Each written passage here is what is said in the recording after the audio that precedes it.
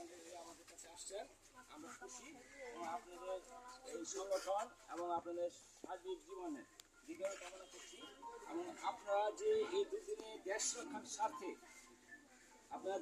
স্বার্থে যে এগিয়ে আসছেন, এই জন্য আপনাদের প্রতি আমরা কৃতজ্ঞতা প্রকাশ করছি। এবং আপনারা সুধাংশু শুভ হালাদার সাথে আয়োজিত আপনাদের জামাত ইসলামের জেনারেশন সাইডে সে এলাকা আমি প্রদর্শন করছি, ওখানে আমার কিছু আত্মীয় আছে। সেখানে গিয়ে দেখেছি যে আপনাদের যে সাইদুল সাহেব এক জায়গায় হিন্দুরা ভোট দিত। কেন ভোট দিচ্ছে? একমাত্র সুধাংশু শুভ হালাদারের ছেলেরা এলাকায় অরাজকতা তৈরি করেছে, তারা নেশা করত, তারা সুধাংশু শুভ হালাদারের ব্যবহার করে কি করতো, এলাকা ধ্বংসযজ্ঞ চালাইতো। তারা সর্বহারা পার্টির সাপোর্ট করত, বিভিন্ন জঙ্গি বাহিনীকে সাপোর্ট করত। কিন্তু দেখা গেছে না, দেলাওয়ার হোসেন সাইদি এলাকায় সুষ্ঠু সমাজ ব্যবস্থা তৈরি করেছে। সেখানে নেশাখোরদের অবস্থান ছিল না, চোর ডাকাতের অবস্থান ছিল না। তারা একটা সুন্দর পরিবেশ তৈরি করতে চেয়েছে। আমরা কেন আপনাদের প্রতি আপনাদের যে ম্যানিফেস্টো সেদিকে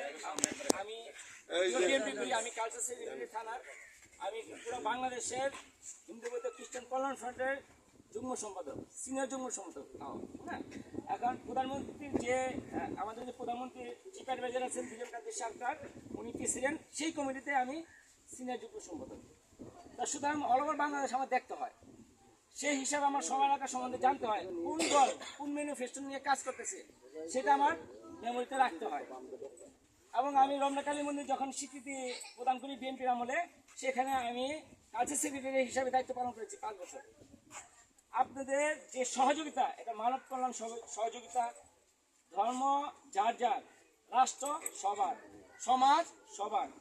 আপনারা এই মহাযজ্ঞ যে ধ্বংসের মহাযজ্ঞ তৈরি হয়েছে, সেখানে যে আপনারা আমাদের সবার সাথে সামিল হয়েছেন, আপনাদের সুস্বাস্থ্য কামনা করে আমি আমার বক্তব্য শেষ করছি। ধন্যবাদ।